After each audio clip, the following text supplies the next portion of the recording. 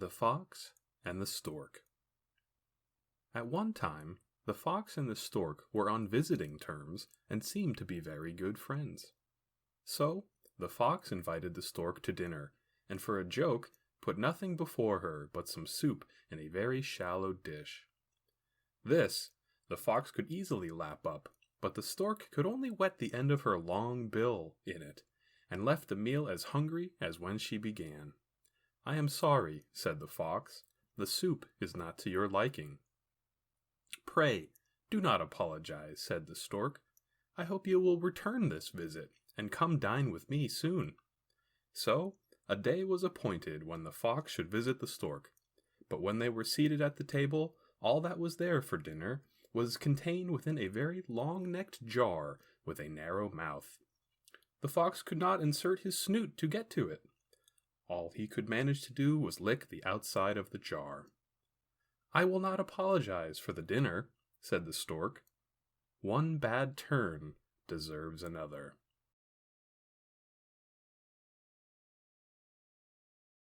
The Jay and the Peacock.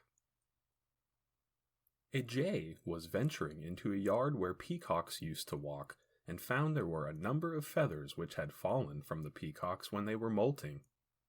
He tied them all to his tail, and strutted down towards the peacocks.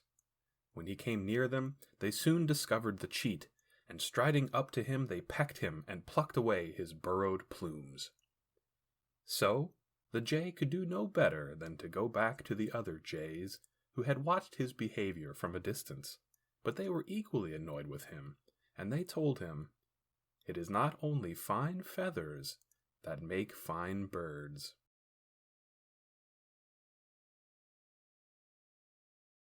The Frog and the Ox. "Oh, father," said a little frog to the big one sitting by the side of a pool, "I have seen such a terrible monster.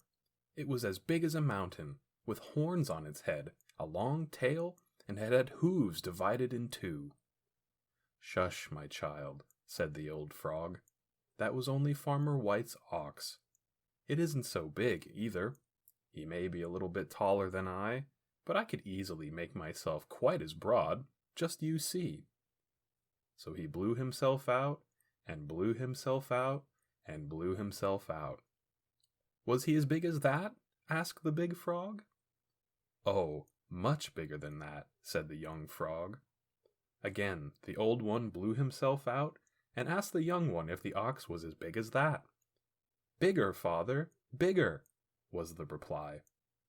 So the frog took a deep breath, and blew, and blew, and blew, swelled, and swelled, and swelled. And then he said, "I'm sure the ox is not as big as—" But at that moment the old frog burst apart. Self-conceit may lead to self-destruction.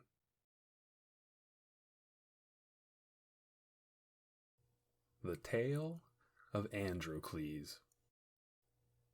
A slave named Androcles once escaped from his master and fled to the forest.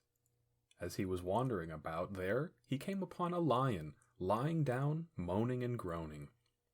At first he turned to flee, but finding that the lion did not pursue him, he turned back and went up to him.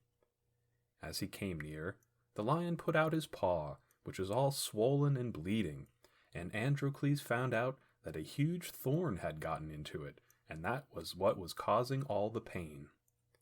He pulled out the thorn and bound up the paw of the lion, who was soon able to rise and lick the hand of Androcles like a dog. Then the lion took Androcles to his cave, and every day used to bring him meat from which to live. But shortly after, both Androcles and the lion were captured, and the slave was sentenced to be thrown to the lion, after the latter had been kept without food for several days. The emperor and all his court came to see the spectacle, and Androcles was led out into the middle of the arena. Soon the lion was let loose from his den, and rushed, bounding and roaring, towards his victim. But as soon as he came near to Androcles, he recognized his friend, and fawned upon him, and licked his hand like a friendly dog. The emperor, surprised at this, summoned Androcles to him, who told him the whole story. Whereupon the slave was pardoned and freed, and the lion was let loose to his native forest. Gratitude is the sign of noble souls.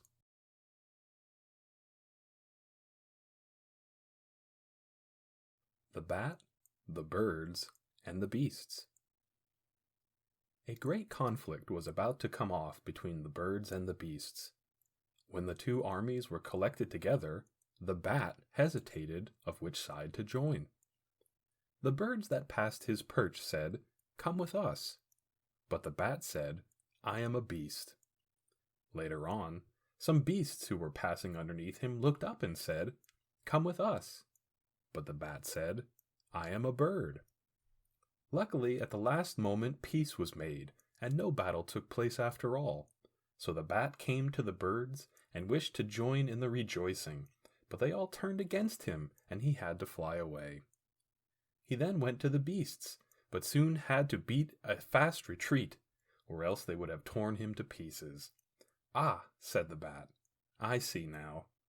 He that is neither one thing nor the other has no friends."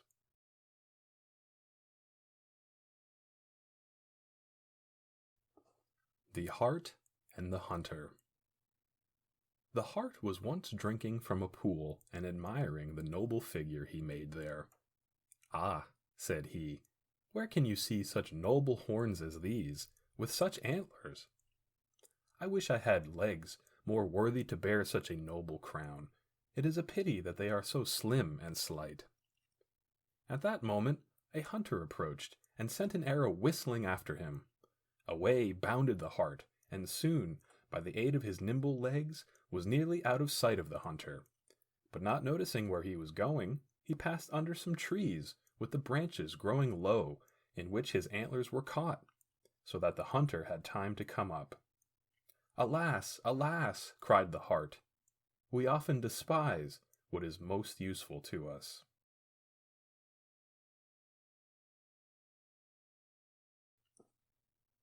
The Serpent and the File. A serpent, in the course of his wandering, came into an armorer's shop. As he glided over the floor, he felt his skin pricked by a file that was laying on the ground. In a rage, he turned around upon it and tried to dart his fangs into the file, but he could do no harm to the heavy iron, and soon had to give up on his wrath. It is useless attacking the insensible.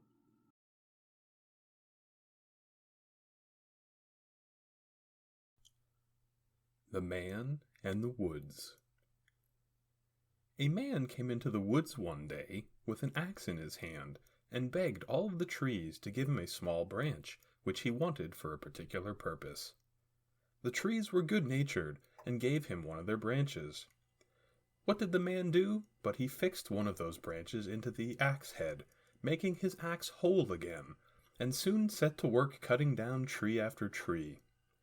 The trees had now seen how foolish they had been in giving their enemy the very means to destroy themselves.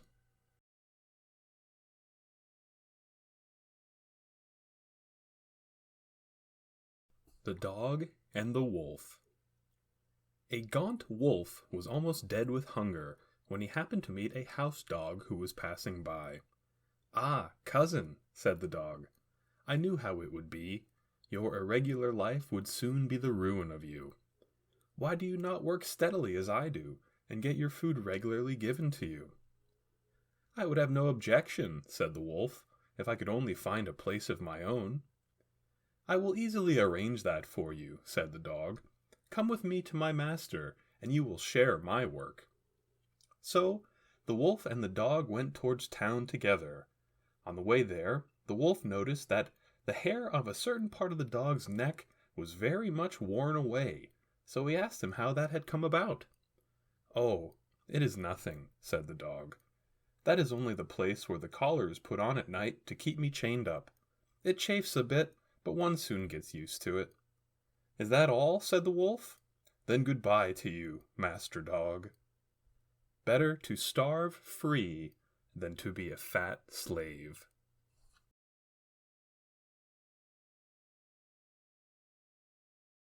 The Belly and the members. One fine day, it occurred to the members of the body that they were all doing the work, and the belly was having all the food. So they held a meeting, and after a long discussion, decided to strike work until the belly consented to take its proper share of said work. So, for a day or two, the hands refused to take the food, the mouth refused to receive it, and the teeth had no work at all to do. But after a day or two, the members began to find that they themselves were not in a very active condition. The hands could hardly move, and the mouth was all parched and dry, while the legs were unable to support the rest. So thus they found that even the belly, in its dull, quiet way, was doing necessary work for the body, and that all must work together, or the body will go to pieces.